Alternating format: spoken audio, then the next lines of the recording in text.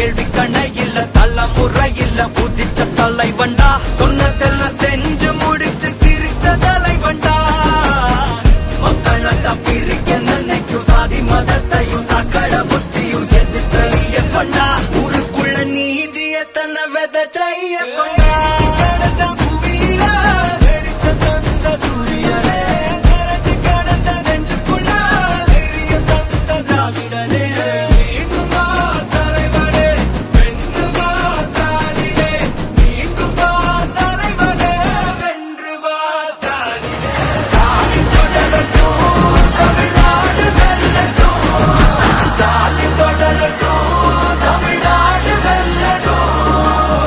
தமிழ்நாடு போராடும், தமிழ்நாடு வெல்லும்.